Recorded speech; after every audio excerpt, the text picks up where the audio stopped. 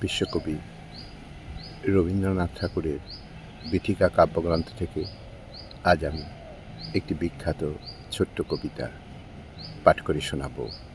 এই কবিতাটি রচিত হয় 6 মাঘ 1338 সালে। কবিতা অপ্রকাশ। শুরু করছি। মুক্ত হও হে সুন্দরী, ছিন্ন করো রঙিন কুয়াশা, অবনত দৃষ্টির আবেশ, এই অবরুদ্ধ ভাষা, এই অবগুণ্ঠিত প্রকাশ। সযত্ন লজ্জার ছায়া তোমারে বেষ্টন করি জড়ায়েছে, অস্পষ্টের মায়া শতপাকে। মোহ দিয়ে সৌন্দর্যেরে করেছে আবির, অপ্রকাশে হয়েছ অসুচি, তাই তোমারে নিখিল রেখেছে সরায়ে কোণে। ব্যক্ত করিবার দীনতায় নিজেরে হারালে তুমি, প্রদোষের জ্যোতিক্ষীণতায় দেখিতে পেলে না আজও আপনারে উদার আলোকে। বিশ্বেরে দেখনি ভীরু কোনো দিন, বাধাহীন চোখে উচ্চশির করি।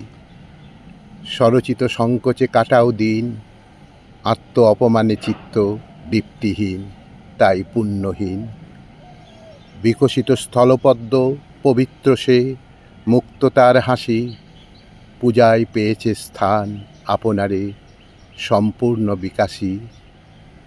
ছায়াচ্ছন্ন যে লজ্জায় প্রকাশের দীপ্তি মেলে মুছি, সত্তার ঘোষণাবাণী স্তব্ধ করে যেন সে অসুচি। ঊর্ধ্বশাখা বনস্পতি যে ছায়ারে দিয়েছে আশ্রয়, তার সাথে আলোর মিত্রতা সমুন্নত সে বিনয়। মাটিতে লুটিয়ে গুল্ম সর্ব অঙ্গ ছায়াপুঞ্জ করি, তলে গুপ্ত গহরেতে কীটের নিবাস হে সুন্দরী।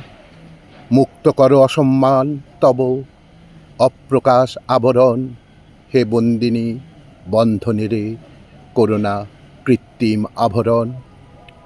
সজ্জিত লজ্জার খাঁচা সেথায় আত্মার অবসাদ, অর্ধেক বাধাই সেথা ভোগে বাড়ায়ে দিতে সাধ।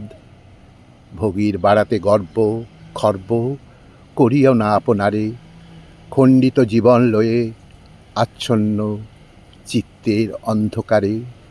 খণ্ডিত জীবন লয়ে আচ্ছন্ন চিত্তের অন্ধকারে।